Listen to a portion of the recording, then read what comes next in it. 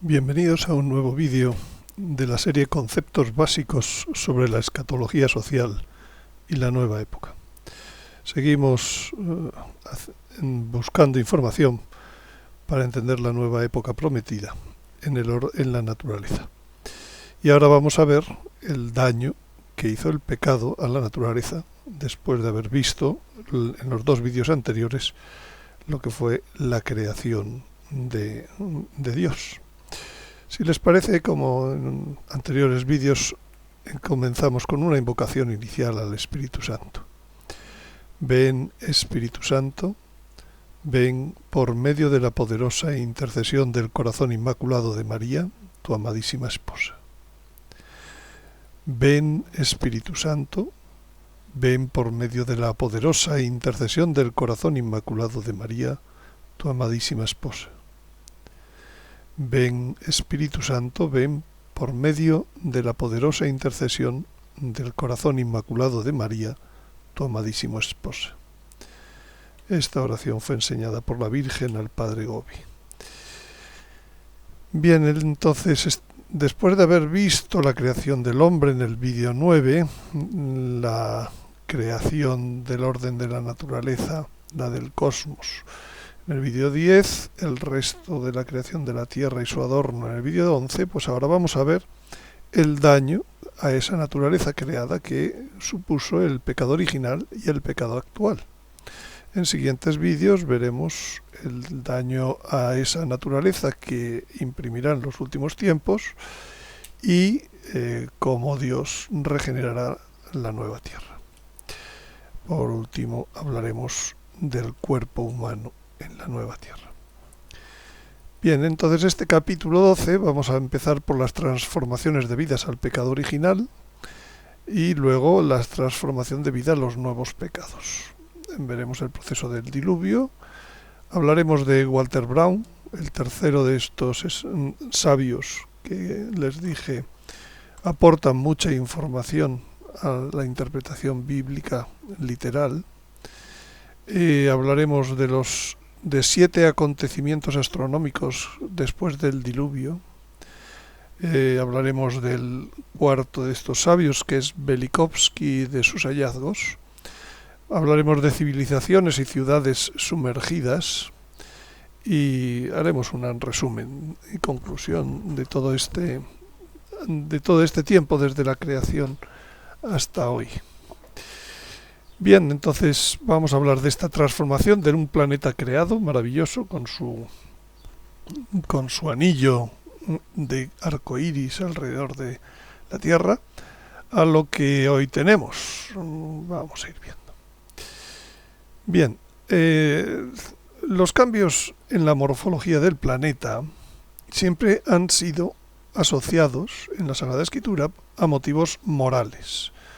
Básicamente la impiedad y la perversión. El pecado original, el primer gran pecado, produjo 7 glaciaciones, terremotos, rupturas, etcétera, que ahora hablaremos. El pecado siguiente, el gran pecado, fue el pecado de los gigantes, produjo el diluvio, como dice la Sagrada Escritura, la división en continentes, etcétera. Y en el futuro el pecado de la abominación de la desolación, la destrucción de la Eucaristía, traerá el castigo por el fuego, que requerirá una nueva creación, una nueva tierra. Bien, entonces el primer pecado, el pecado original, según Crombet, él escribe en sus libros que ocurrieron 7 movimientos de los polos geográficos aproximadamente cada 222 años, por supuesto inferiores a 180 grados, pero en algún caso muy importantes. El último sería del que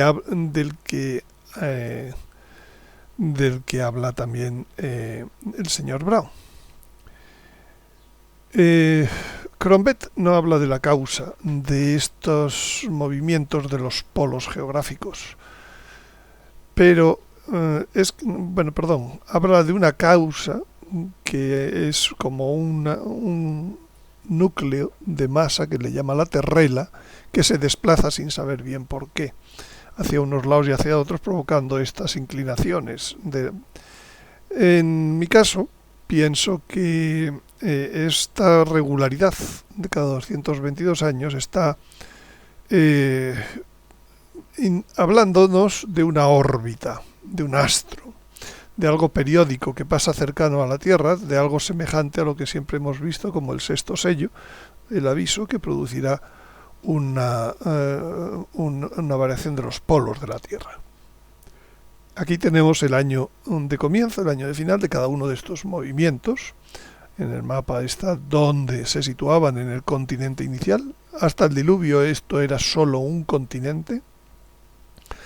El último de los movimientos ya fue concomitante al diluvio y fue en la fecha 2348 antes de Cristo, que viene a ser unos 1650 después de la creación.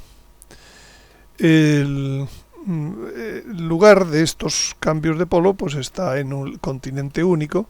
Entonces hoy pues no podemos directamente traducir a la situación de los continentes actuales para saber cuál fue la magnitud de cada cambio, ¿no? Cada nuevo polo geográfico era lugar preferente de elevación local y de fracturas que luego se van a terminar desarrollando en el diluvio. Bien, entonces esta es la fecha del diluvio.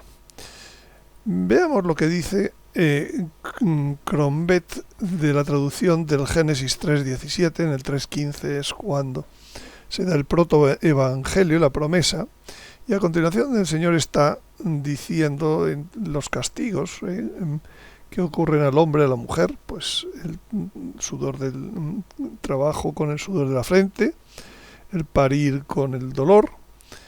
Y también dice, la tierra producirá cardos y espinas y tú comerás la hierba de la tierra.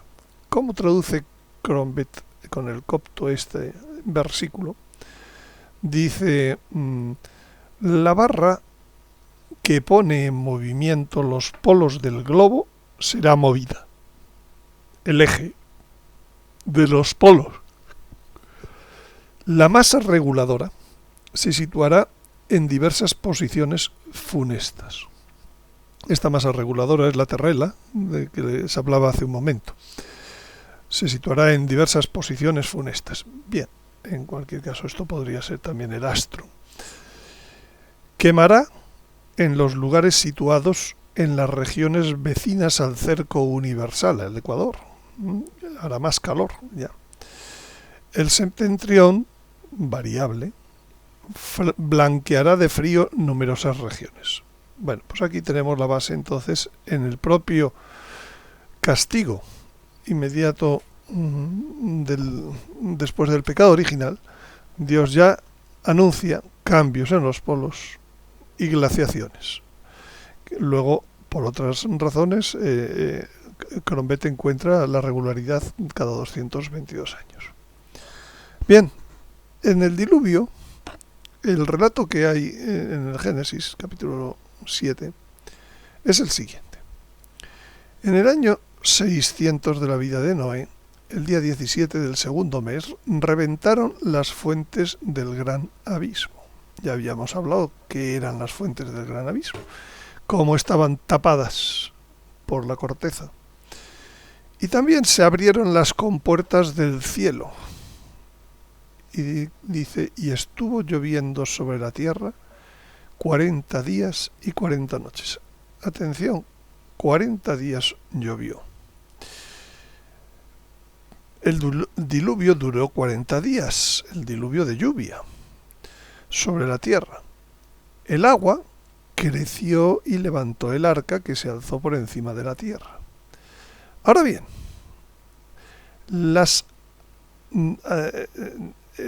una vez que se llenaron en estos 40 días a un determinado nivel, pues ya el agua de las fuentes del abismo no salía con la misma fuerza, pero seguía saliendo. Y entonces las aguas arreciaron y aumentaron mucho sobre la tierra. pero el arca flotaba sobre la superficie de las aguas. Más y más crecieron las aguas sobre la tierra hasta cubrir las montañas más altas bajo el cielo. Unos 7 metros por encima subió el agua cubriendo las montañas. Fíjense que el diluvio, después de 40 días de lluvia, siguen subiendo las aguas. Durante las aguas llenaron la tierra durante 150 días. De estos 150 días, solo 40 son de lluvia. Entonces, ese es el efecto de romper, de abrir, que ahora hablaremos como lo explica el señor Brown, esas aguas del abismo, hacer una fractura en la corteza terrestre, que lógicamente pues saca el agua a superpresión, y veremos los efectos. Entonces la secuencia del diluvio empieza el día 0, comienza a llover, Génesis 7:11, a los 40 días termina la lluvia, este es el nivel de agua que deja la lluvia, pero continúa subiendo las aguas hasta el día 150. Y a partir de ahí empiezan a bajar las aguas, que tienen cada una de las citas del Génesis, y hacia los 230 días asoman las cumbres y se embarranca el arca. Hacia el día 310, 312, la tierra ya está seca, sigue bajando, ya por debajo del nivel que dieron la lluvia inicial. Y terminan saliendo del arca pues a los 366 días. Un año duró el tiempo de encierro de Noé, sus hijos, sus nueras, su mujer, y los animales que iban en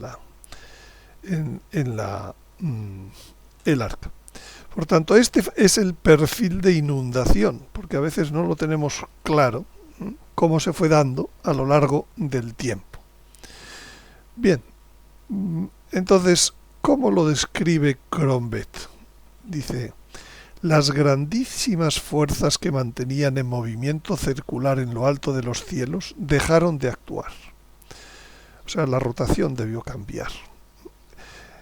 Inundaron por consiguiente las cumbres y barrieron los montes más elevados. Cuando cesaron esas grandísimas fuerzas en movimiento circular en lo alto de los cielos, el hermoso cerco de varios colores desapareció. Fíjese que este frenazo también ha ocurrido luego en la cercanía del paso de Astros, cerca de la Tierra. Las copiosísimas aguas de lo alto, reunidas a las de abajo, salían de los dos lados, permanecieron en los márgenes de la superficie de la tierra, diseminadas y en calma, hasta el 10º mes. Llegado el primer día de ese 10º mes, se produjo una gran agitación. Lo describirá luego Brown con su conocimiento de ingeniería de materiales. La superficie, al principio toda junta, solo había un continente, se rompió y se separó violentamente, empujada en pedazos. Los 5 continentes que tenemos hoy. Y esto no quita que después del diluvio, en tiempos de Babel, de Peleg, en el Éxodo, pudo haber reajustes, como indica Crombeth, Setterfield y Velikovsky. Pero la ruptura y separación de los continentes básicamente se hizo durante el diluvio, en muy pocos días. Las teorías sobre el origen del diluvio son muchísimas en el mundo científico. En su día hablamos de cómo lo ve esto Gilles Broussard, que lo ve igual que otros muchos científicos. Un asteroide golpea la Tierra, ligado a un acercamiento periódico de un astro mayor, y entonces pues se produce la Luna, se produce todo el cataclismo, etcétera. Pero no da la explicación del concepto de aguas del abismo, esta teoría de Gilles Broussard y otros. La idea de la fractura de la corteza, partiendo de que existen aguas del abismo, hace que el agua salga a velocidad supersónica, agua en estado supercrítico, desde el abismo. Eso va erosionando, ampliando esas fracturas y terminando separando los continentes. Esa es la teoría de el modelo que explica Walter Brown, o teoría de las hidroplacas, hydroplate en inglés.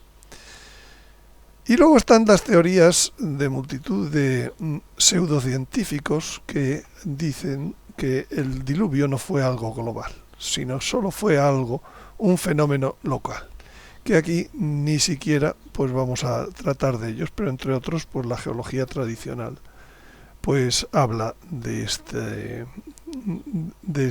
modelo en el mejor de los casos.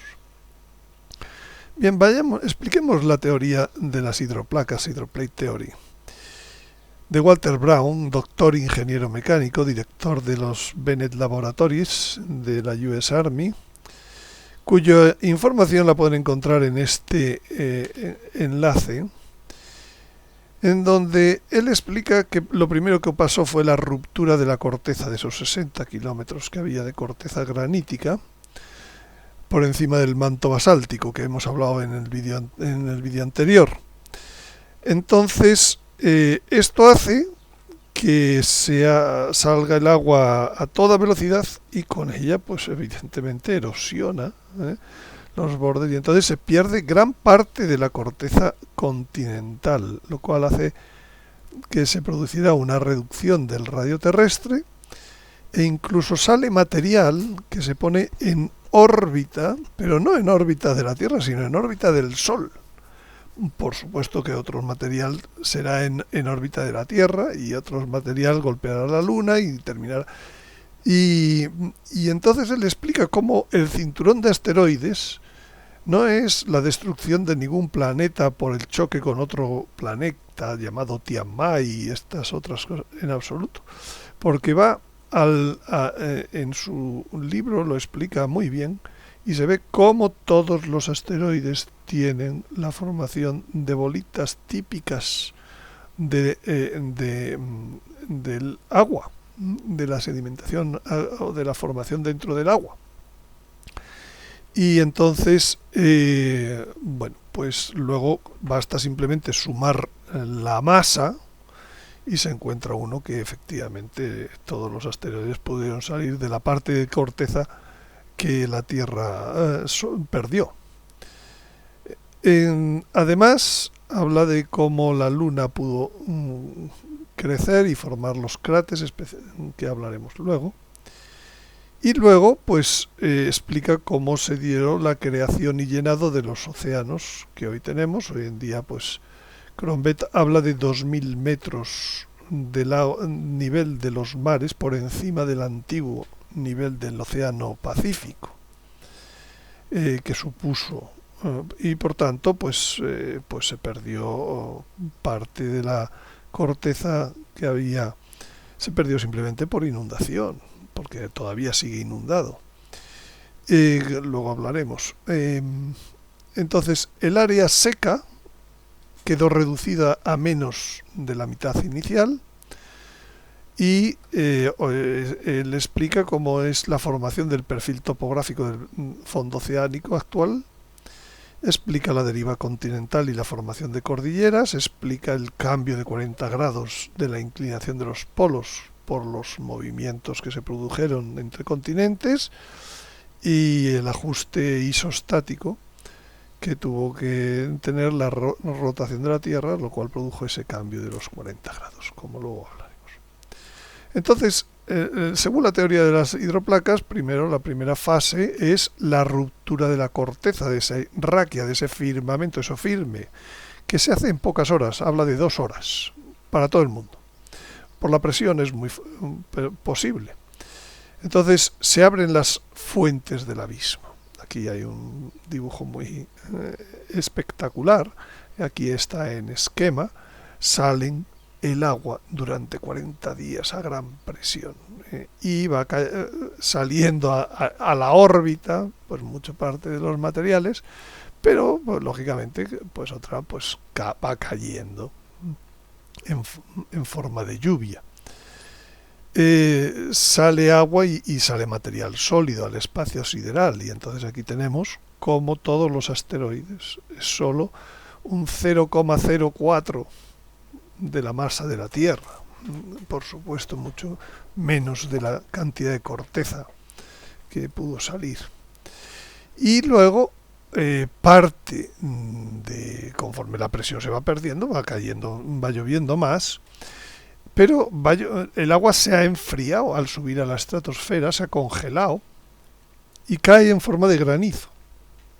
Pero un granizo a 150 grados bajo cero, que cae en tal abundancia que inmediatamente no flota, sino que va acumulándose y cae al fondo.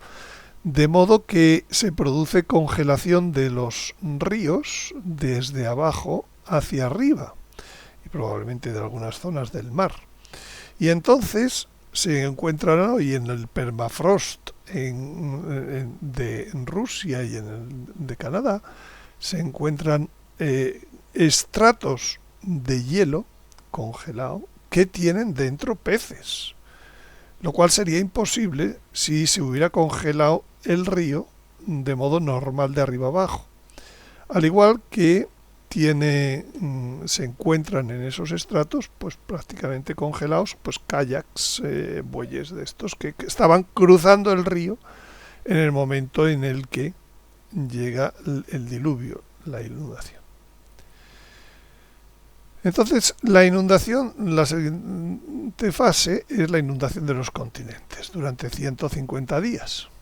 Se van formando las plataformas continentales, los sedimentos, etcétera, los fósiles.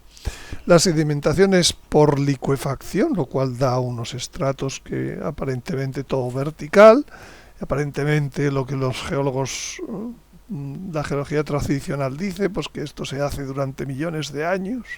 Pues no, se está haciendo en pocos días por el proceso de licuefacción.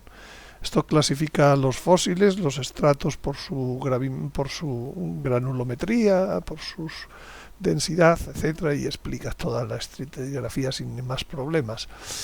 Y con él gran cantidad de materia biológica.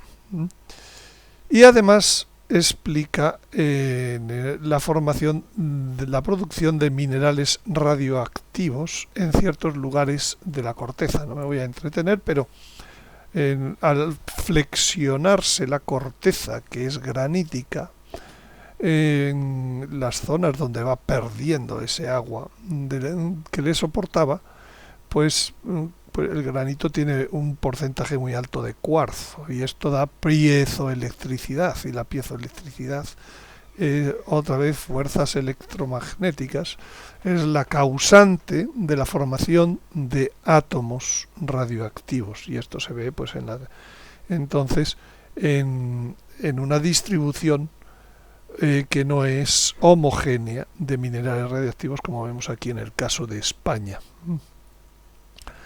La tercera fase de ese diluvio es la ruptura de los continentes, la deriva continental, que se produce en muy pocos días.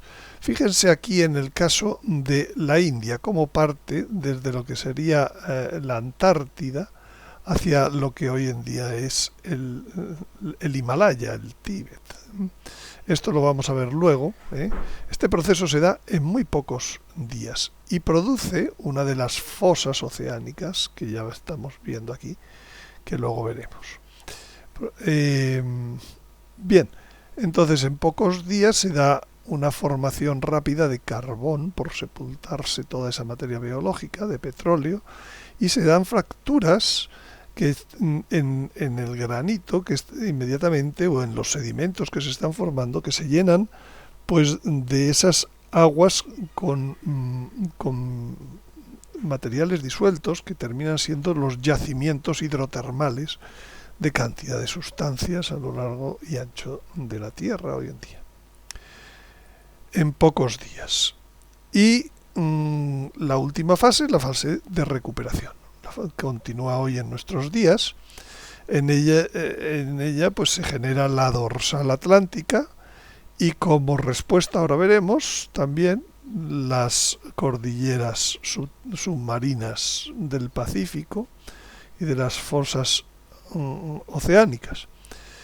Se produce la orientación magnética eh, que hay paralela a la dorsal atlántica en los materiales submarinos, que no es debido a que el polo magnético estuviera cambiante, ni mucho menos, sino tan solo es un efecto de la temperatura que demuestra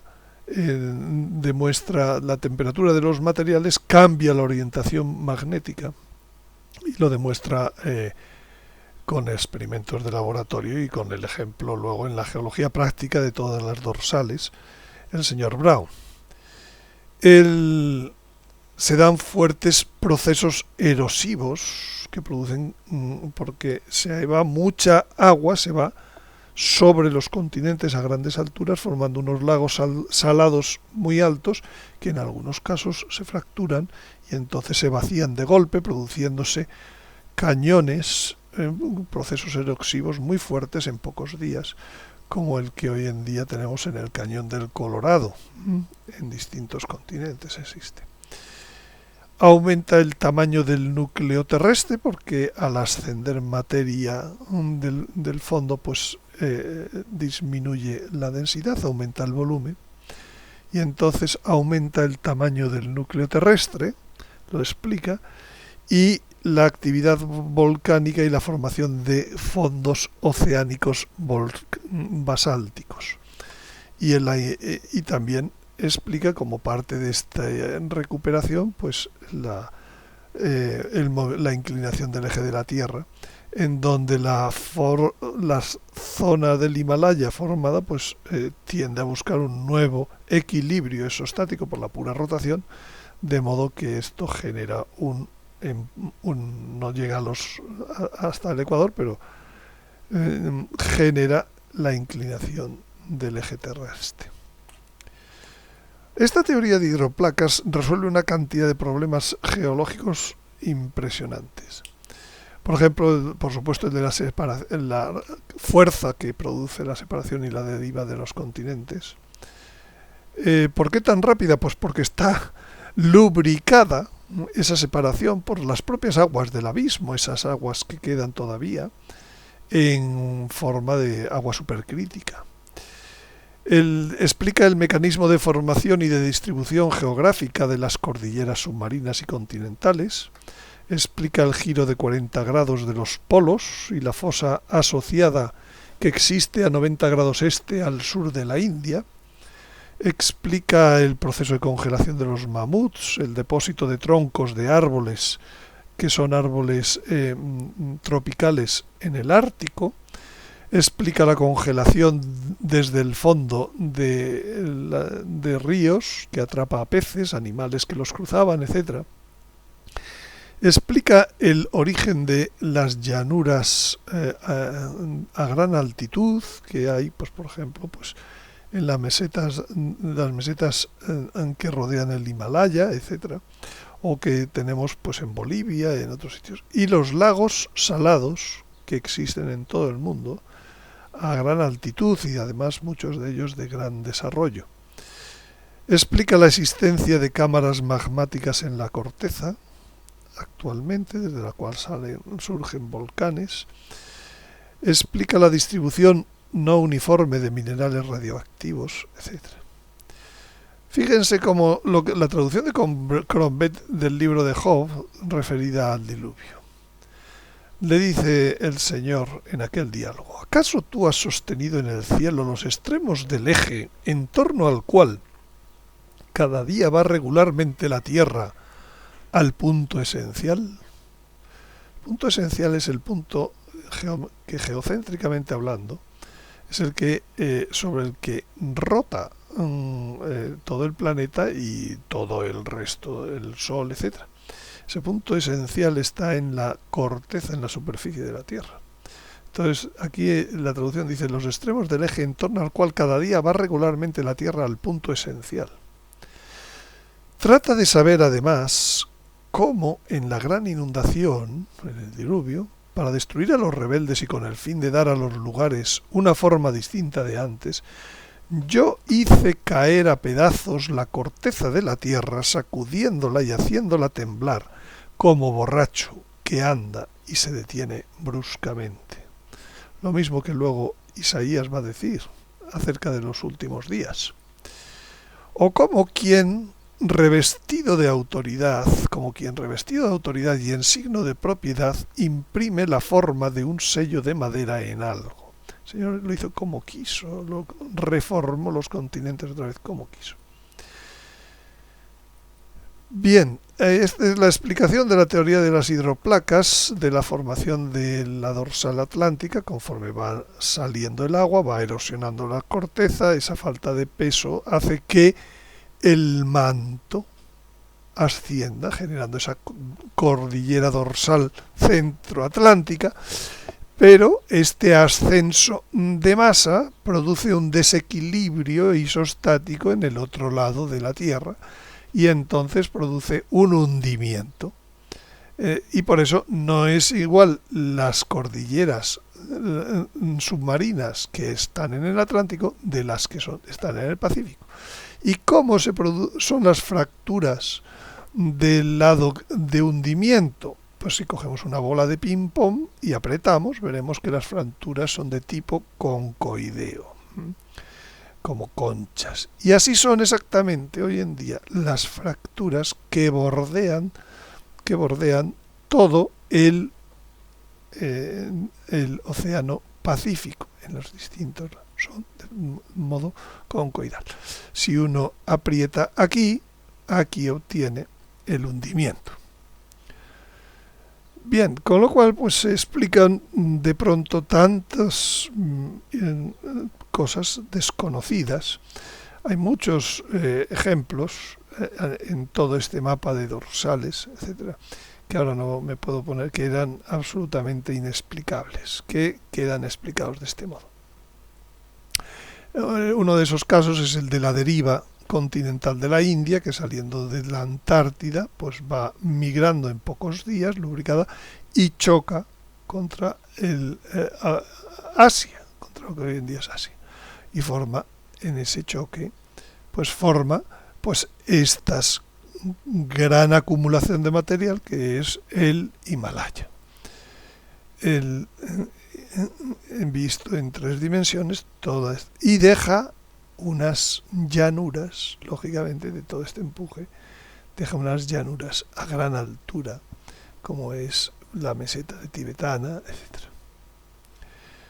Bien, y la inclinación de los polos también la explica, porque el Himalaya debe buscar esa cantidad de materia acumulada ahí, debe bajar, debe ponerse más hacia el ecuador para que el equilibrio de la rotación se mantenga. En ese cambio de los polos, en ese reajuste del equilibrio de lo que es el ecuador, pues se va fracturando, se va haciendo esta gran fosa oceánica a los 90 grados, que marca además de cuánto fue la rotación, de 40 grados, de norte a sur. Y esto explica que los hábitats que estaban en el trópico, pues sean desplazados 40 grados. Y como se puede medir en algunos sedimentos de Estados Unidos y se ha hecho esta rotación, se produjo a razón de unos 6 grados diarios. Para que se hagan una idea, pues España tiene de norte a sur a una amplitud de 10 grados. Pues 6 grados diarios.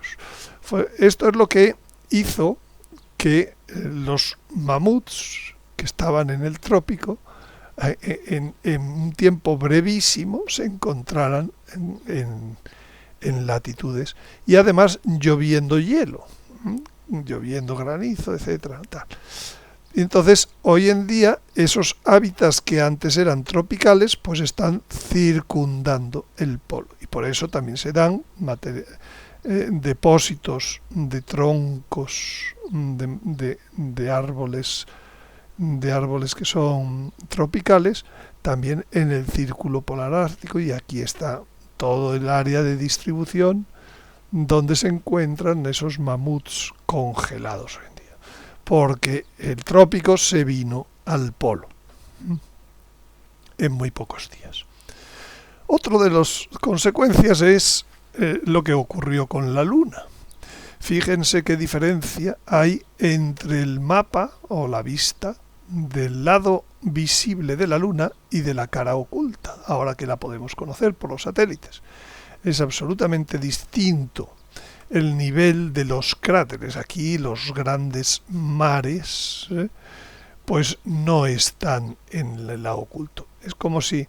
Entonces, ¿cómo se producen estos mares? Pues impacta, lógicamente, algo. ¿De dónde impacta? Impacta viniendo de la Tierra, a la velocidad en pocos minutos.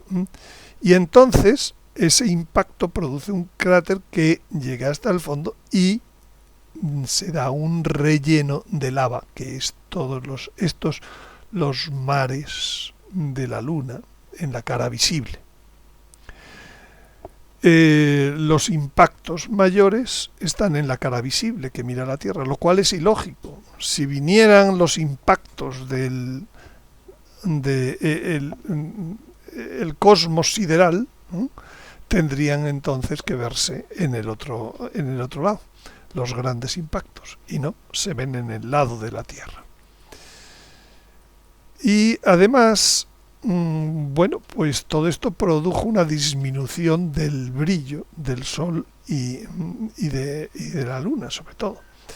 La luz de la Luna será, dice Isaías, como la luz en el futuro, como la luz del Sol, y la luz del Sol será 7 veces mayor como la luz de 7 días, cuando el Señor vende la herida de su pueblo y cure las llagas de sus golpes. Crombet traduce: entonces de nuevo la claridad que disipará la oscuridad rivalizará con la del sol al amanecer.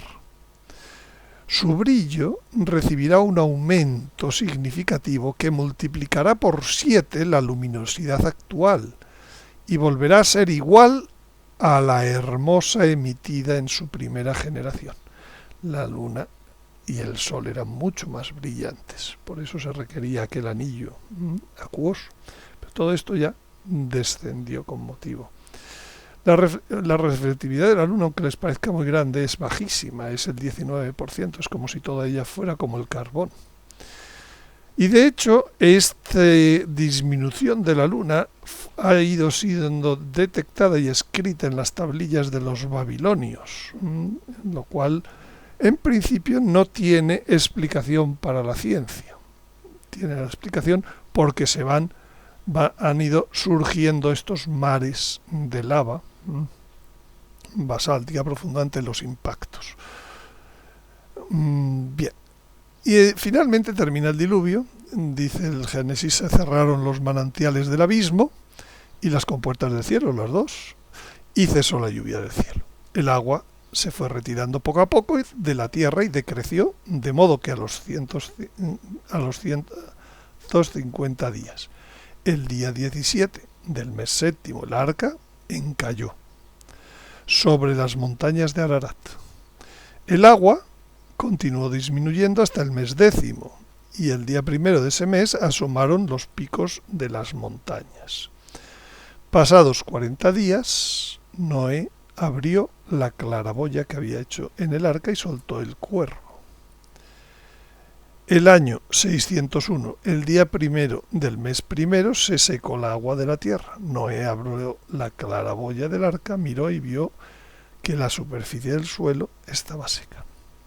El día 27 del mes 2, pero allí se quedó todavía, aunque vio que estaba seca, todavía Dios no le dijo sal, sino que hasta el día 27 del mes 2 es cuando la tierra ya estaba seca.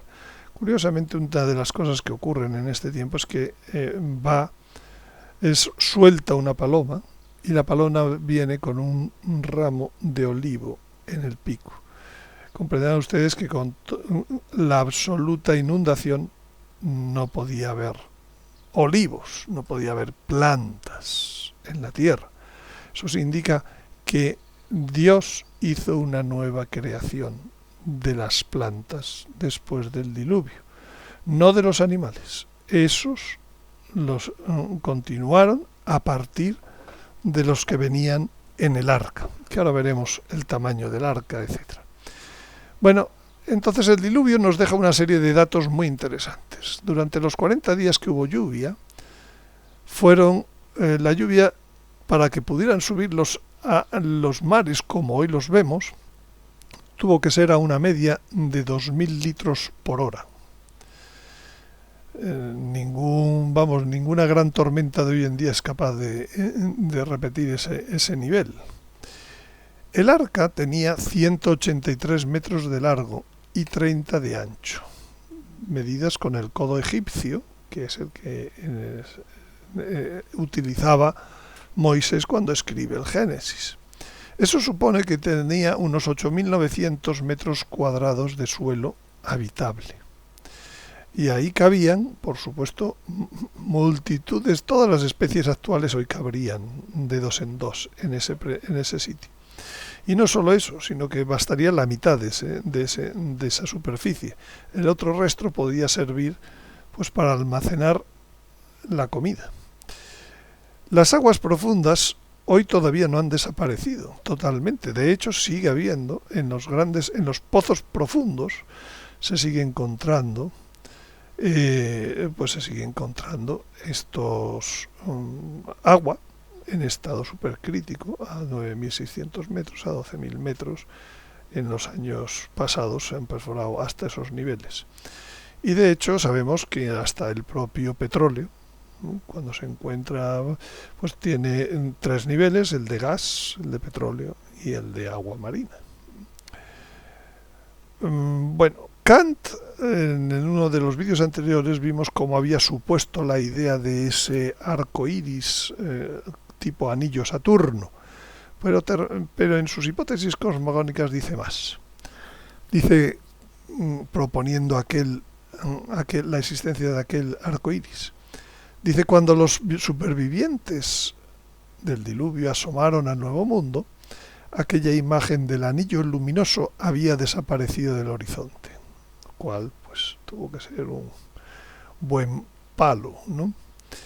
El mundo no podía reclamar su reaparición sin recordar que también había sido el terrible instrumento del castigo celestial. Podían pensar que todo el agua había caído de allí. Sin embargo, al ver el actual arco iris, el que Dios le presenta, que no es tan grande, pero es arco iris, signo de la promesa divina de perdón y certeza de conservación para la tierra, debería servir al hombre para entender las maravillas de la revelación, unidas a las leyes físicas ordinarias de la naturaleza.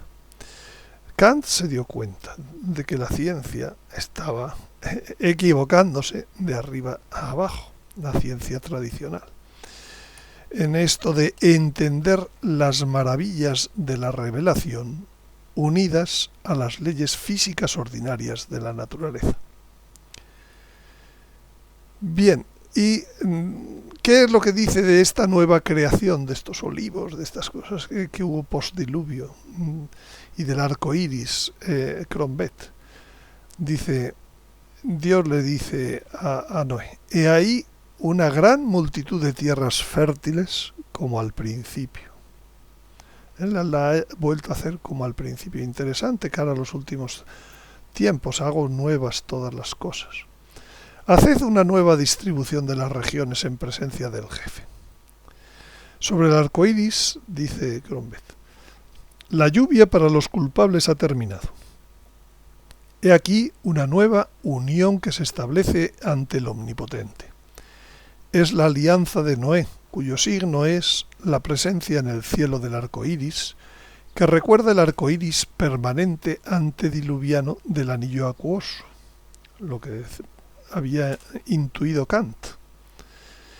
Mientras dure la tierra, no ha de faltar siembra y cosecha, frío y calor, verano e invierno, día y noche. Pues esto sabemos que ocurrirá hasta el final de los tiempos. La nueva tierra, si es nueva creación, pues no sé si habrá verano e invierno, día y noche, etcétera.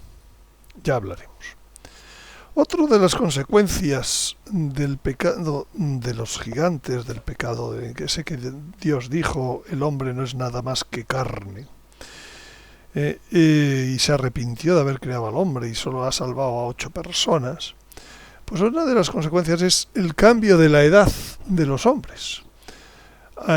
Fíjense, desde Adán hasta Abraham, que es el último de los que aquí tengo, pues cómo fue cambiando desde 900 años hasta, pues inmediatamente fue bajando. Aquí está, por supuesto, 900 años está dividido entre el tiempo antes de engendrar hijos y el tiempo después, en los dos colores. Pero fíjense cómo los siguientes pues van bajando su edad total. De modo que Abraham vivió menos que un tatarabuelo suyo que se llamaba Eber, o como otro, o que es el propio Sem, que alcanzó pues los 600 años. Él ya solo tuvo 175. ¿Dónde se produce este cambio? Pues este cambio se produce drásticamente, disminuye el tiempo con el diluvio. Entonces dijo el Señor, no permanecerá para siempre mi espíritu en el hombre, porque no es más que carne, que sus días sean 120 años. Este fenómeno, en la naturaleza los fenómenos crecen o disminuyen siguiendo una relación logarítmica o exponencial. Cuando se pone la edad de esos patriarcas en gráfico semilogarítmico, pues vemos que se ajusta a una recta de coeficiente 0,877, lo cual quiere decir que el diluvio produjo algo en la naturaleza que es lo que ha cortado la vida de los hombres. No solo la desaparición del anillo de aguas, sino también la aparición del invierno-verano y otras muchas cosas que pues se produjeron como consecuencia de ese diluvio. Y después del diluvio todavía podemos contabilizar otros 7 acontecimientos astronómicos de gran importancia. Crombet habla del surgimiento de la Atlántida en el año 2001 a.C. Gilles Broussard, interpretando el disco de Nebra, que es del que hablamos en un vídeo anterior, habla de que hubo un balanceo de 26 grados del eje de los polos en el año 1810 a.C., que es antes de que bajaran los hebreos a Egipto. En el año 1226 a.C., pues hubo una onda de María, en el Éxodo hubo unos 3 días de oscuridad, hubo granizo, hubo una serie de cosas que son eventos astronómicos. Y Velikovsky habla que eso se debe a la aparición de Venus en el sistema solar. También habla Crombet de que entonces es el hundimiento de la Atlántida, que había surgido pues 800 años antes, y es cuando se llena totalmente la cuenca del Mediterráneo, como luego se describe en el diálogo de Platón Critias. En el 1186, unos 40 años después, se da el Día Largo de Josué, que implica también otro fenómeno astronómico, porque separa 12 horas al menos la rotación terrestre. En el año 701 a.C. se da un balanceo de unos 10 grados al menos de los polos, cuando el rey Ezequías es curado por el profeta, con la ayuda del profeta Isaías.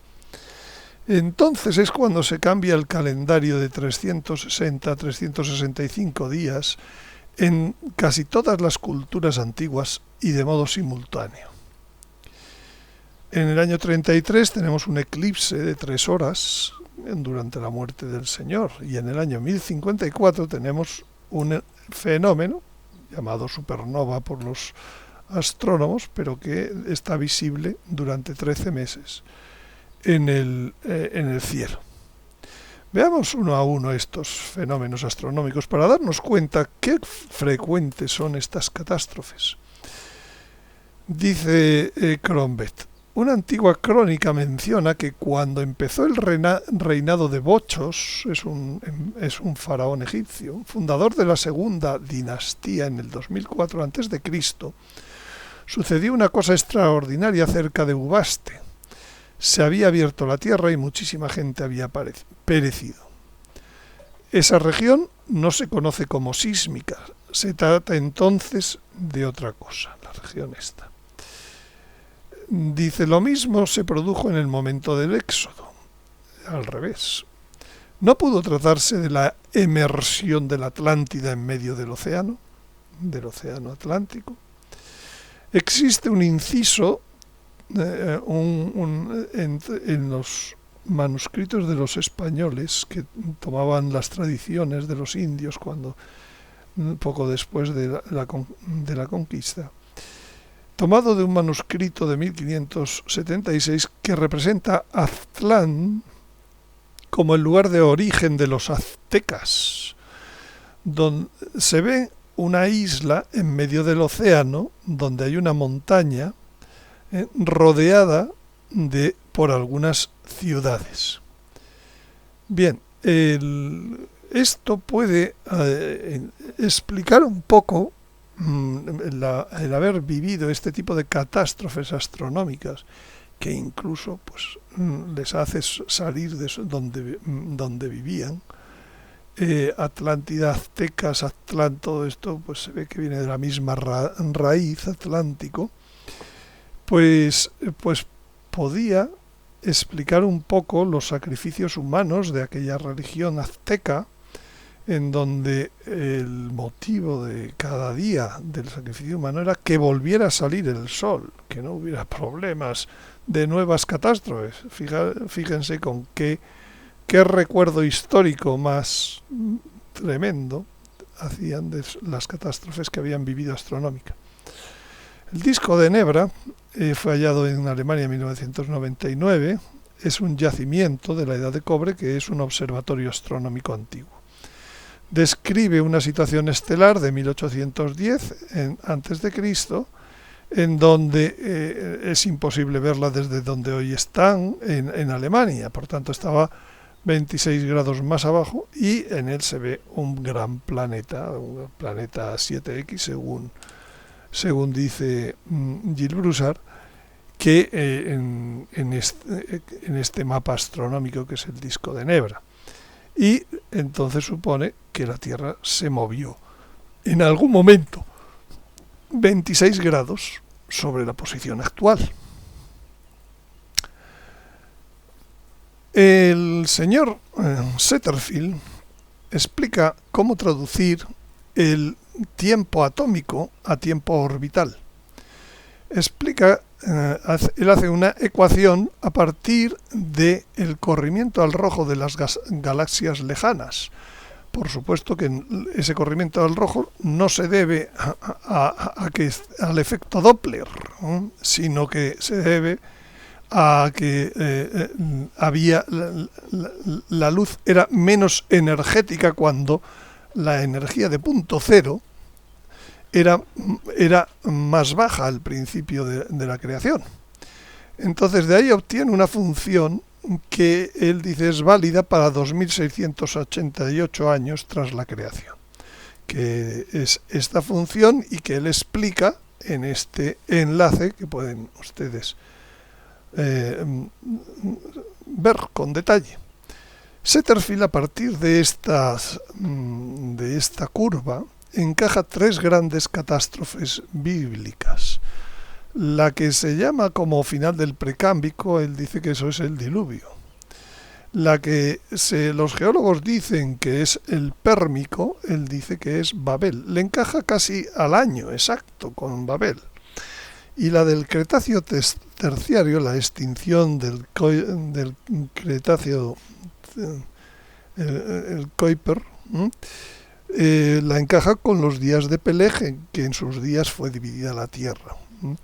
Todo ello lo explica en su libro y como ven, pues estas funciones son funciones exponenciales. Al principio, los tiempos que hemos dado por millones de años se producían en horas, en horas. Y esta es la corrección que hace de acuerdo con esa función matemática que él deduce a partir de el corrimiento al rojo de las galaxias lejanas, pues la nueva tabla de tiempos, en vez de la tabla geológica, con todos sus millones de años atómicos, como él dice, del reloj atómico, transformados al reloj orbital, que es este. Y entonces, pues lo que es el Paleozoico, el Cámbrico, Ordovícico, Silúrico, Devónico, Carbonífero y Pérmico, que eran millones de años, de 500 del año a 200, se quedan reducidos a 167 años. Toda la era primaria. La era secundaria, el Mesozoico, se queda reducido a 107 años. Y la era terciaria se queda reducida a 73 años.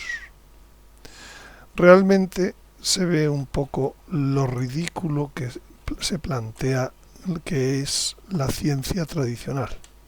Lo que nos han enseñado, en mi caso como geólogo, en las facultades y en las universidades como dogmas de fe, basadas todos en la constante de la luz, en los relojes atómicos, en el fondo. El día que se derribó ese pilar, cayó toda la ciencia, pero todavía no quieren cambiar el modelo. Todavía tanto los astrónomos como los geólogos, como muchos evolucionistas, biólogos, pues siguen hablando de millones de años.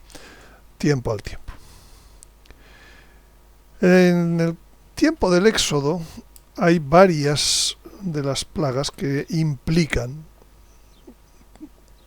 una catástrofe astronómica. Por ejemplo, Moisés extendió su bastón hacia el cielo y el Señor lanzó truenos y granizo, y cayeron rayos sobre la tierra.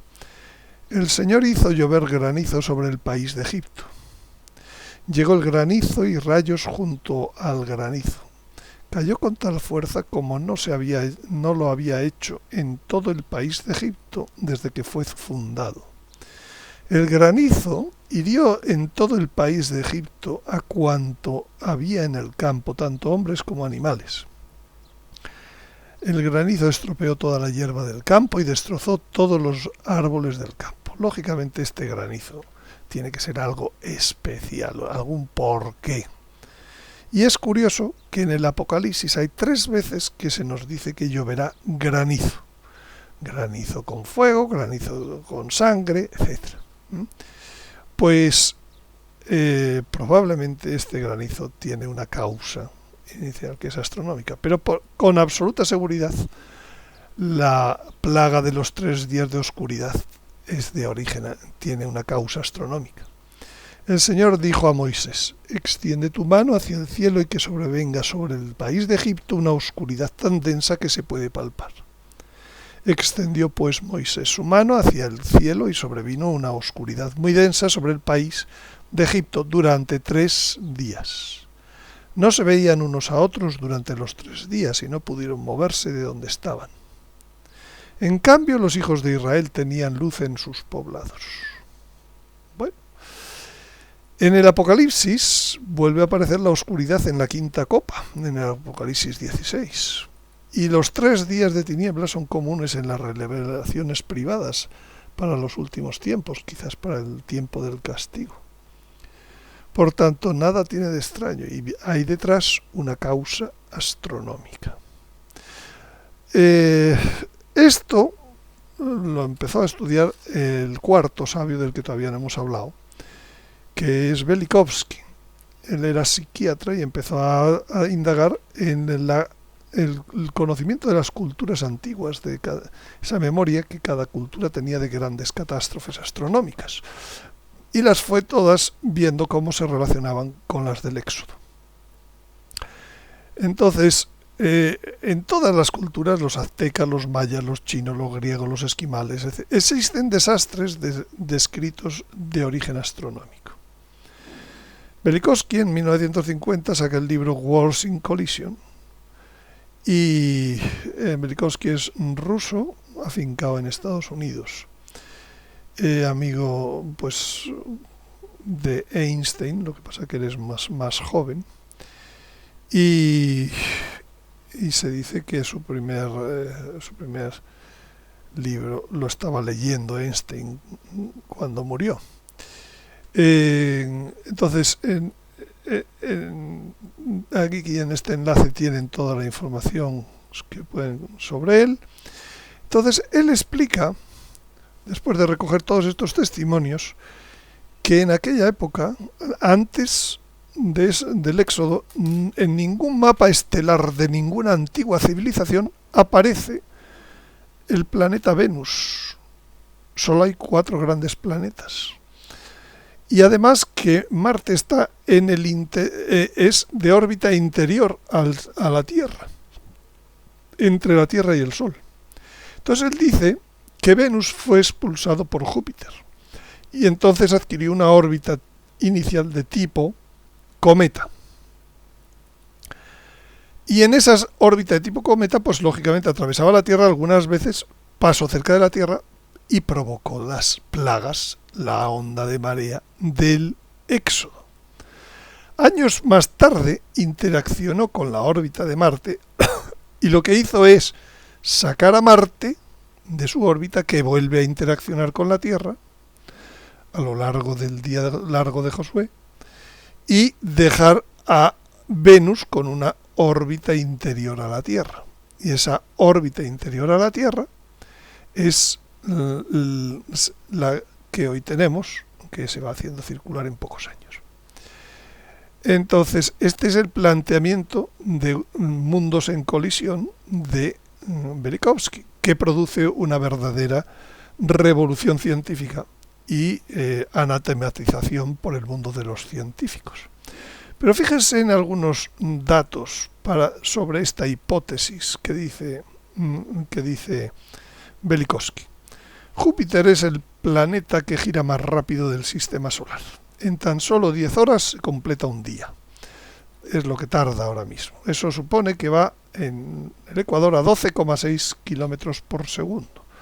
Muchísimo más veloz que la Tierra. Esa rápida rotación hace que el planeta esté hoy achatado en los polos, abultado en el Ecuador, lo mismo que la Tierra. Pero así como en la Tierra la diferencia es de 19 kilómetros, pues en algunos puntos en el Ecuador de Júpiter están a 4.600 kilómetros más lejos del centro que los polos. ¿Se acuerdan del experimento, no? Va saliendo pues esta protuberancia que termina formando un planeta, como decía Crombet. Pues ahora, fíjense, estos son los datos del radio actual polar y ecuatorial de Júpiter. Bueno, pues le voy a decir de que el radio de Venus, que es esta bolita roja frente al radio de Júpiter, el radio de Venus es 6.052 kilómetros. Fíjense que hoy en día ya hay protuberancia que es 4.600 kilómetros. Yo creo que como siga así la cosa, pronto Júpiter va a eyectar otro Venus sin que la ciencia todavía ni se lo haya planteado. Simplemente se dedican a anatematizar a los que lo han planteado. De hecho, Júpiter tiene 69 lunas. Y hay una luna de Júpiter, Ganímedes, la mayor, que tiene 5.268 kilómetros de radio, casi el mismo radio que tiene Venus, por supuesto mayor que Marte. Por tanto, nada tiene de extraño que en la mitología griega Venus, la diosa de la belleza, del amor, haya nacido de Júpiter. Quizás de este modo se ha recogido en la mitología este hecho astronómico que propuso Velikovsky. Pero además, los planetas no son exclusivamente la esfera sólida o gaseosa que tienen, sino que hay la magnetosfera, todos los planetas tienen una magnetosfera, agranda la acción o lo que es un planeta entre 10 y 1000 veces el tamaño de su esfera material. Los tipos de magnetosfera, dependiendo del planeta, son intrínseca, que es decir, está apoyada en un fuerte campo magnético del planeta, como ocurre en la Tierra o en Júpiter, o inducida, que es solo una magnetosfera debido al choque del viento solar con su atmósfera, como es en el caso de Venus y de Marte. Ahora bien, sea el tamaño que sea de esta magnetosfera, que como mínimo es 10 veces la esfera, volviendo a los tiempos antiguos, volviendo a los tiempos del Éxodo, la energía de potencial cero era muy inferior, por tanto, estas magnetosferas es de esperar que fueran muy superiores. Por tanto, nada tiene de extraño que desde una órbita interior de un planeta como Marte o de un planeta luego como Venus, pueda estarse su magnetosfera interaccionando con la de la Tierra y se hayan visto rayos entre planetas y esto haya quedado en las conciencias y el temor a Marte, el temor al dios de la guerra y el temor a Venus. Fíjense, la magnetosfera hoy de Júpiter, vista, si la pudiéramos ver con los ojos, tendría el triple de amplitud que el Sol o que la Luna. En el pasado, entonces, esta menor energía de punto cero pudo aumentar las magnetosferas de Venus y Marte e interaccionar con la Tierra, como dicen todos esos registros de las antiguas culturas que encontró Velikovsky y que él interpretó dando un nuevo planteamiento al sistema solar. Otra de esas catástrofes que está en la Sagrada Escritura es el día largo de Josué. Dice, el día en que el Señor entregó a los amorreos a los israelitas, Josué habló al Señor y dijo en presencia de Israel, Sol, detente en Gabaón, y tú, luna, en el valle de Ayalón. Y se detuvo el sol, y la luna se paró, hasta que Israel venció a sus enemigos. El sol se paró en medio del cielo y demoró el ocaso casi un día completo. Bueno, esto lo encontró también Velikovsky, como en muchas culturas se cuenta que hubo un día que no salió el sol, fue siempre noche, luego volvió a salir, y en otras culturas se cuenta al revés, que en ese día, el 17 de abril del 1186, pues el sol no se puso. Hay multitud de estas referencias en las antiguas culturas, pues también Velikovsky la encontró. Gilles Broussard ha interpretado este hecho como la interacción entre el plasma del planeta 7X, que pasó cerca de la Tierra, por supuesto mayor que el que sería hoy, y entre esa magnetosfera del planeta X y la magnetosfera de la Tierra. Y fue esa interacción de fuerzas magnéticas la que detuvo la rotación sobre el eje de los polos de la Tierra y luego vuelve gradualmente a su rotación normal. Sabemos que si se produce un frenazo de este tipo, los mares tienen una inercia. Bueno, pues vamos a ver una inscripción de la época de Josué en Egipto, traducida por Crombet, que narra lo que ocurrió, lo que se vio desde Egipto, de ese día largo de Josué. Dice: antes de destruir a los enemigos, Josué habló a Dios. Perdón, esto es todavía la traducción del propio Éxodo, del libro de Josué. Antes de destruir a los enemigos, Josué habló a Dios, ya que Dios es bueno con sus adoradores. En el momento clave de la persecución a los amorreos, por la multitud de los retoños de Israel, y pronunció esta palabra que oyó la multitud de los vivientes y que se realizó a causa de los sacrificios de Israel. Tú que estás suspendido en alto sobre Gabaón, no cambies de lugar, ni tú que brillas en la noche, sobre la región inferior, que rodea a Ayalón. A esta enérgica palabra, pronunciada por el poderoso jefe, el que está en alto y la que brilla en la noche, descansaron sin avanzar y retrasaron su órbita hasta la destrucción de los enemigos. Bien, pues ahora sí veamos esta inscripción egipcia del tiempo de Ramsés III, que gobernó entre 1191 a 1160 a.C. Y dice la traducción: en la época en que se totalizaba el sexto gran sol, en la tercera alegría de la aparición de la luna, cuando los jardines lozanos por la venida del agua dan tiernos retoños, después de haber eliminado el agua en exceso, el faraón ha establecido un edicto para eximir de la tasa la renta de la multitud de los habitantes damnificados, cuyas propiedades, por desgracia, alcanzadas por el agua, han sido dañadas en un gran desastre. Se ha parado la tierra. ¿Qué ha pasado con el agua del mar? El sol, trastornado, había permanecido sobre el horizonte, absteniéndose de levantarse, sembrando el espanto entre los grandes doctores. Un día comprendió dos.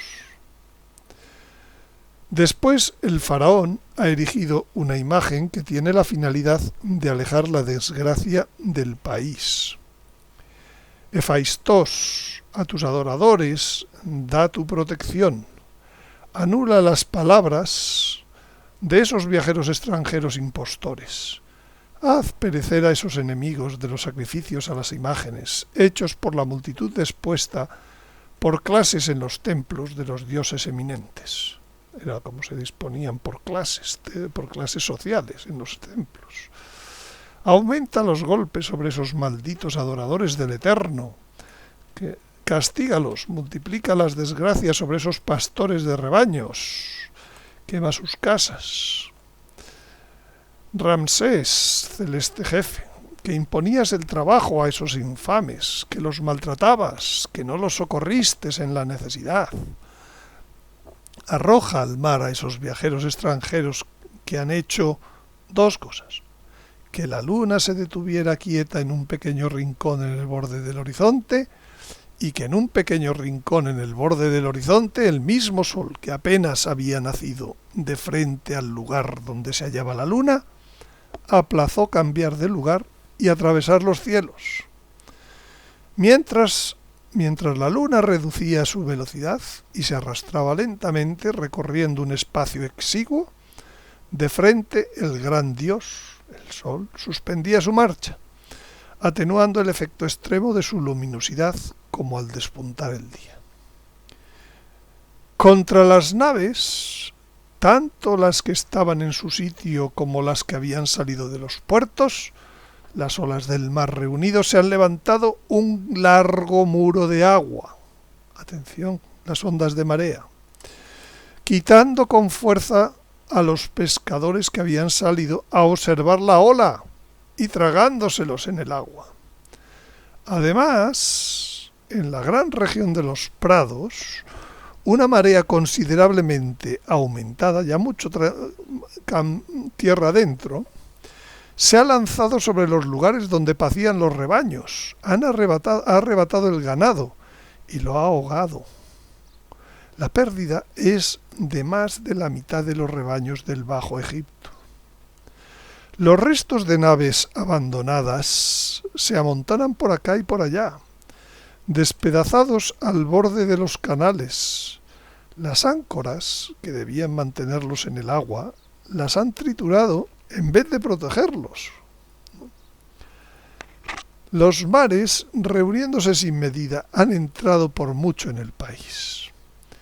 La expansión del agua ha alcanzado los muros de protección erigidos por Ramsés, el celestial jefe. Fíjese que ya había muros de protección y a pesar de todo, algo había pasado antes que a pesar de todo no han servido de nada.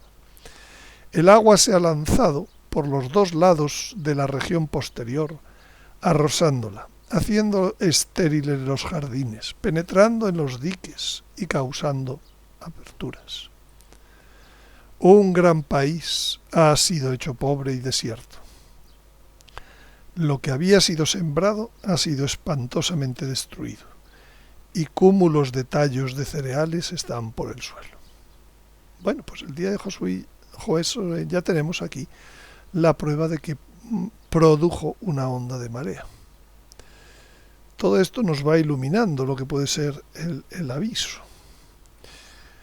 No será algo nuevo. Lo mismo ocurrió con la curación del rey Ezequías. Ezequías dijo a Isaías: ¿cuál será la señal de que Yahvé me va a curar y de que dentro de 3 días subiré a la casa de Yahvé? Isaías respondió: esta será para ti, de parte de Yahvé, la señal de que Yahvé hará lo que ha dicho. ¿Quieres que la sombra avance 10 escalones o que retroceda? Ezequías dijo: que la sombra retroceda 10 escalones. Y el profeta Isaías invocó a Yahvé, y Yahvé hizo retroceder la sombra 10 escalones, sobre las que había recorrido en las gradas de la habitación de arriba de Ahaz. Pues dice otra inscripción egipcia traducida por Corombet de aquel tiempo: ha ocurrido en los alrededores un prodigio notable a causa del sol, que, ya venido, ha retrocedido volviendo la oscuridad. El cielo, vuelto atrás, ha descubierto la luna, cuya faz había desaparecido. Las estrellas han aparecido en la zona que la rodea. La mañana se ha retrasado. Los enemigos temibles, destruidos por el camino, era el ejército asirio de Sennacherib, que iba a conquistar Egipto y que tomó el camino de Fenicia, del mar. Dice: destruidos por el camino, han llenado en multitud una larga extensión de la región inferior. Luego también hubo una onda de marea por este retroceso. Y en este caso ahora veremos quién es el que la causa. Nunca en la antigüedad las multitudes habían contemplado en el valle semejante trastorno. El sol, después de haberse elevado en alto, ha vuelto bajo tierra, privando de luz a las multitudes. El cielo, que antes se había agrandado comiéndose la luna, lo ha dejado contra la costumbre, haciéndola regresar. El mar, potente, se ha precipitado fuera de sus límites otra vez, elevándose por encima de las casas, arrojando a los pescadores en el fondo del agua. Una multitud de habitantes ha sido golpeada por la gran rapidez del trastorno. Las semillas han sido sembradas sin provecho. El gran rey de la localidad, más numerosa que las otras, ha decidido exentar del pago del impuesto hasta cuando tenga lugar la cosecha que debe llegar. Lo mismo que había ocurrido 40 años antes. Bueno, ¿y por qué entonces en este momento? Este es es el mismo hecho de Ezequías en el año 701. En ese momento las culturas antiguas tenían hasta ese momento, antes del año 701, calendarios de 360 días al año. Estas son algunas solo: Persia, Egipto, China, Caldea, Siria, Incas, Israel, Grecia, India, los indios, Maya, aztecas, Babilonia, Roma, los indios hindúes. Entonces tenían un calendario de 360 días al año. para que la Tierra dé la vuelta en 360 rotaciones, debe ir a 30,22 kilómetros por segundo. Sin embargo, para que la Tierra vaya a 365 días, pues basta con que vaya a 29,79 kilómetros por segundo. Entonces, los meses eran de 30 días ajustados a la Luna. Lo cierto es que si ahora tenemos 365 días, es que la velocidad de traslación de la Tierra se frenó cuando hizo Dios retroceder la sombra. Y si la velocidad de traslación de la Tierra se frenó, puede ocurrir por dos motivos. Porque el Sol cambió y frenó a la Tierra, o porque la Tierra disminuyera su velocidad de rotación. ¿Cuál de las dos? Pues analizando el tiempo, si nosotros en este momento aceleráramos otra vez nuestra velocidad a los 30 kilómetros por segundo, veríamos que la Luna, sin cambiar su velocidad, haría un mes cada 30 días exactamente.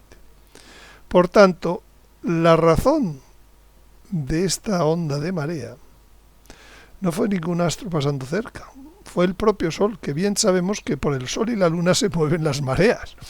Pues el Sol, por algún motivo, dio un empujón gravitacional hacia atrás que frenó a la Tierra. De estas dos alternativas, la causa que uno para frenarse es que el año, para que el año pase de 360 a 300, una causa está en la rotación de la Tierra, la otra en la traslación de la Tierra. Bueno, pues como todo se ajustaría simplemente si la velocidad de traslación fuera a 30 kilómetros en vez de a 29, lo que podemos deducir es que fue el Sol el que, por lo que fuera, porque pasó otro gran astro, porque pasó otra gran situación cerca del Sol, el Sol se movió de su sitio. Y esto hizo frenar la velocidad de la Tierra, y hoy todavía tenemos un calendario de 365 días. Por cierto, en el Apocalipsis todo habla de que los calendarios volverán a 360 días en algún momento. Entonces, la causa de esto estaba en el Sol. Otro fenómeno astronómico del cual ya hemos hablado en muchas ocasiones es el eclipse de las 3 horas en la muerte del Señor, donde toda la Tierra se cubrió de tinieblas hasta la hora nona, desde la hora sexta. Es un eclipse de un astro inusual, que será el 3 de abril del 33, que es el mismo día que hay un eclipse total de luna. Luego no es la luna la que produce esto, evidentemente. Esto lo describía María Valtorta como hay un sol extraño de un color amarillento rojo fuego, y Ana Catalina lo describe diciendo al lado occidental del sol vi un cuerpo oscuro que lo cubrió enteramente. El disco de este cuerpo era de amarillo oscuro y está rodeado de un círculo de fuego. Bueno, de este hemos hablado suficiente. No tenemos noticias de que esto parara la rotación o la traslación de la Tierra. En el año 1054 se da la observación de lo que algunos llaman supernova, pero que Gilles Broussard ha analizado con detalle y ha encontrado que no es una supernova, sino que está dibujado en muchas culturas como un cometa, ¿no? Como rayos, como algo. Y entonces es de color anaranjado, fue tan brillante como Venus, fue visible durante el día, durante 23 días, se desplazaba en el cielo y fue observado a lo largo de 26 meses. Bueno, pues este también es otro fenómeno. Claro, cuando son tantas catástrofes, se juntan todas, pues ya empieza a parecer menos raro lo que está profetizado para los últimos tiempos. Dice el Job, él traslada los montes sin que se den cuenta y los zarandea en su furor. Él sacude la tierra de su sitio y se tambalean sus columnas. A su veto el sol no se levanta y pone un sello en las estrellas. La voz del Señor sobre las aguas, dice el Salmo, ha tronado Dios de la gloria, el Señor sobre las aguas caudalosas. El Señor está sentado sobre el diluvio, el Señor está sentado como Rey eterno. Bien, pero no solo esas catástrofes, sino que además tenemos el testimonio arqueológico de civilizaciones y ciudades sumergidas. Por ejemplo, la Atlántida. Han hablado de ella no solo Platón en algunas obras, sino Crombet y cantidad de testimonios de estudios arqueológicos, por ejemplo, en España. Y probablemente, si el modelo de la Atlántida lo tuvieran, en el otro lado del Atlántico. Pero además hay ruinas sumergidas que se han ido descubriendo en los últimos años en lugares muy curiosos de todo el mundo, de ciudades grandísimas, ciclópeas y palacios, etc. Por ejemplo, en Yonaguni, en Japón, en Dwarka, Paulo Petri, Alejandría, Bimini. Ahora vamos a verlo. Y también el propio hecho de que haya lagos salados a gran altura. ¿Cómo es posible? Que haya un lago a 3.800 metros, a 3.100 en China, en Turquía a 1.600, en Kurdistán a 1.600, en Estados Unidos a 1.200 metros, en Irán a 1.200, en Kazajstán a 450. ¿Cómo es posible? Si no es porque el agua del mar ha saltado sobre lo que son los límites que Dios le ha puesto, de un modo o de otro. Aquí tenemos la Atlántida, como la describe Platón, una ciudad hermosísima, hecha de varios canales concéntricos, que bueno, pues se ha ilustrado en distintas figuras para juegos, de videojuegos, etc. La situación de la Atlántida, según Crombet, estaría ahí, y él pone en sus trabajos este mapa. Las ruinas son submarinas. Aquí tenemos Yonaguni, cerca de Taiwán, pero aguas japonesas, en donde se ven verdaderas ruinas ciclópeas, ¿no? Comparados, aquí tenemos el tamaño de un submarinista. Aquí tenemos otro submarinista frente a esas ruinas, ¿no? En Dwarka, cerca de la India, ¿no? A la salida del Golfo Pérsico. Entonces, aquí tenemos fotos de esas ruinas que están a 30 metros bajo el mar, toda una ciudad perfectamente, de la que se ha preocupado también el History Channel. Aquí tenemos las de Paulo Petri en Grecia, también muy someras, en donde se ven verdaderos palacios. Aquí tenemos un submarinista, aquí otro submarinista entre las ruinas de esas Paulo Petri.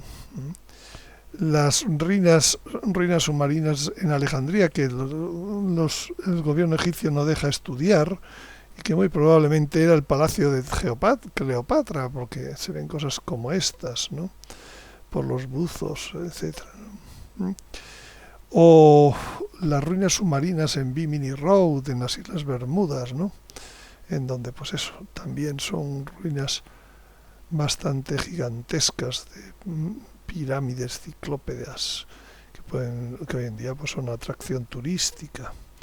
O recientemente se han descubierto a 700 metros de profundidad por el sonar, el Cabo San Antonio de Cuba Oeste, todas unas pirámides sumergidas y toda una ciudad.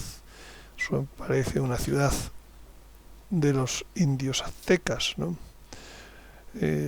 perfectamente marcada por el sonar. Y luego, pues aquí tenemos, incluso hay ruinas sumergidas en el lago salado Titicaca a 3.800 metros de altura. Aquí tenemos, es un lago que hoy en día pues es un lago que permite, existe actividad, pesca, etc. Bien, en resumen, las alteraciones sobre la creación original hasta el día de hoy. Astronómicamente podemos contabilizar 14 grandes sucesos, 7 antes del diluvio, incluido el diluvio, y 7 después, que son cambios de inclinación de los polos, alteración de la velocidad de traslación, impactos grandes de meteoritos, el descenso de la luminosidad del Sol y de la Luna.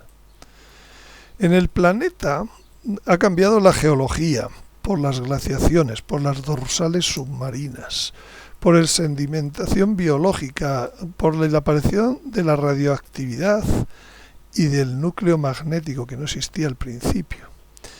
La geografía ha cambiado radicalmente por la ruptura y división del único continente inicial, por la creación de nuevas montañas y ríos, por la subida del nivel de los océanos, por la disminución del 60 al 70% de la Tierra emergida, por la pérdida del anillo irisado global inicial. Cuando uno dice que vivimos en otro mundo distinto al de la creación. El clima, porque ha cambiado la humedad, la presión atmosférica, porque ha cambiado la circulación atmosférica de Ecuador a los polos. Tenemos ahora mismo, antes no era así, por la aparición del invierno-verano. Imagínese a Adán cuando empezó a ver que el día era cada día más corto en el primer invierno. Debió pensar que iba hacia una noche constante. Menos mal que vio que después se volvían a aparecer, a alargarse los días. La flora y la fauna ha sido reconstruida toda la flora tras el diluvio, como lo muestra esa rama de olivo. Han desaparecido especies animales de las que habla la Sagrada Escritura, como el ibis o el unicornio, y los monstruos, que yo creo que son los dinosaurios, que también han desaparecido por el diluvio. El hombre, ha aparecido la especie de los gigantes, y luego ha desaparecido, Dios la ha hecho desaparecer. Ha disminuido la duración de la vida media del hombre a menos de la 10ª parte de la inicial. Y han desaparecido grandes ciudades y civilizaciones. Bueno, entonces, simplemente como conclusión de todo esto, quiero hacer notar que parece como si viviéramos en un mundo en el que no pasa nada. Pero en cuanto uno coge la historia geológico, astronómica y la que está escrita, pues uno encuentra que no, que lo normal es que haya habido cambios sustanciales sobre lo original. Por tanto, nada tienen de extraño lo que se predicen y que veremos en el siguiente vídeo para los últimos tiempos, y lo que se predice como la creación de nuevos cielos y nueva tierra. Pues nada más, muchas gracias por su atención. Pueden encontrar más información y estas diapositivas en el web de Garabandal, en el canal de YouTube, y estas actualizaciones y estos capítulos en el canal de suscripción de vimeo.com/ondemand/hipótesis. Nada más, muchas gracias y les espero en el próximo vídeo.